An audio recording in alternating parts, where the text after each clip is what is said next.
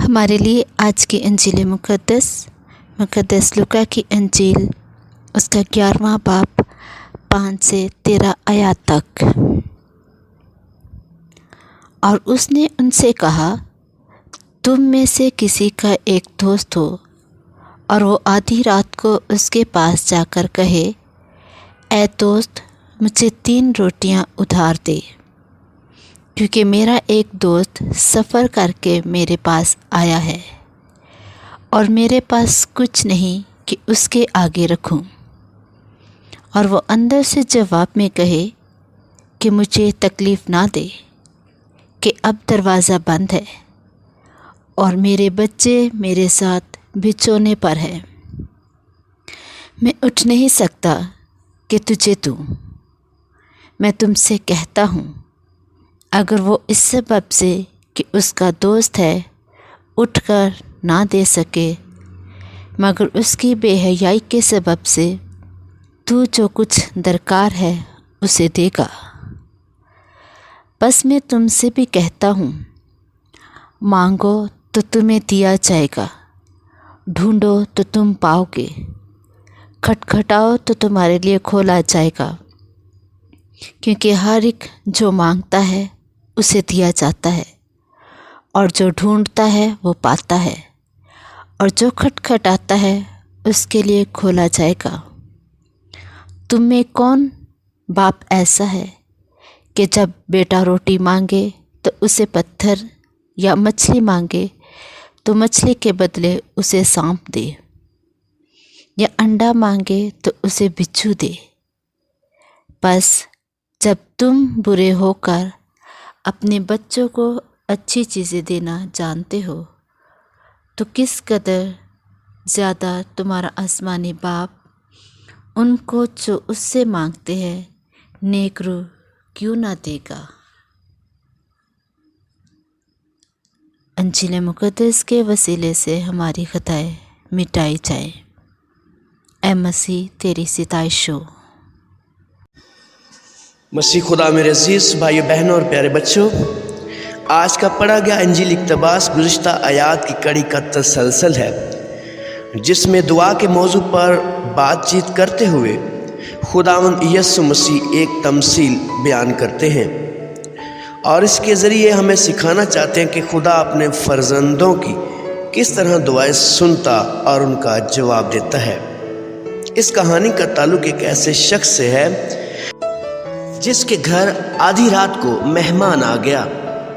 بدقسمتی سے گھر میں کافی کھانا نہیں تھا، چنانچہ وہ ایک پڑوسی کے ہاں گیا، دروازہ کھٹکھٹایا اور اسے 3 روٹیاں مانگی۔ پہلے تو پڑوسی ناراض ہوا کہ میری نیند میں خلل ڈالا اور اٹھنا نہ چاہا، لیکن وہ پریشان میزبان دروازے پر کھٹکھٹاتا اور پکارتا رہا۔ اس پڑوسی کو بالآخر اٹھنا ہی پڑا اور اس نے ضرورت کے مطابق اسے دے دیا۔ اس مثال کا اطلاق کرنے میں احتیاط کی ضرورت ہے کہ خواہ بعض غلط نتائج عکس نہ کر لیے جائیں۔ اس کا مطلب ہرگز یہ نہیں کہ خدا بار بار التجاؤں سے اکتا جاتا ہے، یا ناراض ہو جاتا ہے، یا خفا ہو جاتا ہے، یا جواب نہیں دیتا، بلکہ اس میں یہ تعلیم دی گئی ہے کہ دعا کا جواب لینے کا طریقہ صرف یہی ہے کہ ایک ہی دعا بار بار کرتے چلے جائیں۔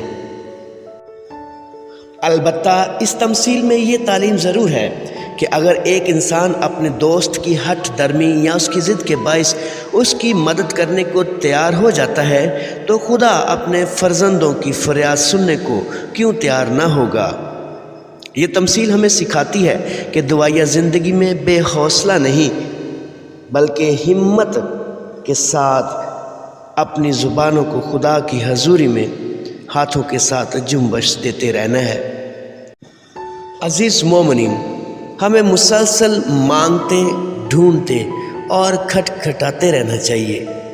کئی دفعہ خدا ہماری دعا کا جواب پہلی دفعہ مانگنے پر دے دیتا ہے، لیکن بعض دفعہ وہ پہلی بار کے بجائے بار بار اور مستقل مانگنے کے بعد جواب دیتا ہے۔ لیکن یہ سچ ہے کہ خدا دعاؤں کا جواب دیتا ہے، لیکن وہ چاہتا ہے کہ ہم اس سے مانگیں، بار بار مانگیں، ڈھونڈیں، بار بار ڈھونڈیں، کھٹکھٹائیں، بار بار کھٹکھٹائیں، تاکہ ہمیں دیا جائے، ہمارے لیے کھولا جائے۔ میرے عزیزو، باپ رحیم ہے، وہ دینے پر قادر ہے، اس لیے وہ فرماتا ہے کہ تم میں سے ایسا کون سا باپ ہے کہ اگر اس کا بیٹا اس سے روٹی مانگے تو وہ اسے پتھر دے، یا اگر مچھلی مانگے تو وہ اسے سانپ دے، یا اگر انڈا مانگے تو وہ اسے بچھو دے۔ پس خدا فرماتا ہے کہ تم زمینی باپ ہو کر اپنے بچوں کو اچھی چیزیں دینا جانتے ہو، تو تمہارا آسمانی باپ کس قدر تمہیں اچھی چیزیں نہ دے گا۔ بس میرے عزیزو، ضرورت اس امر کی ہے کہ میں کس طرح باپ سے مانگتا ہوں، کیا وقتی، فرضی یا لمحاتی۔ اگر ہمارے مانگنے کا طریقہ کار انہی باتوں میں ہے تو پھر انہیں چھوڑ کر ہم خدا سے مستقل مانگیں، مسلسل مانگیں، متواتر مانگیں، لگاتار مانگیں، کیونکہ وہ خداوندوں کا خدا ہے، وہ دینے پر قادر ہے، وہ جواب دیتا ہے، وہ دیتا ہے اور کثرت سے دیتا ہے۔ آئیے خدا سے فضل چاہیں کہ خدا ہمیں کثرت کی زندگی عطا فرمائے اور ہم دعا مانگنے میں کبھی پیچھے نہ ہٹیں۔ خداوند ایسا کرنے پر قادر ہو، مسیح ہمارے خداوند کے وسیلہ سے، آمین۔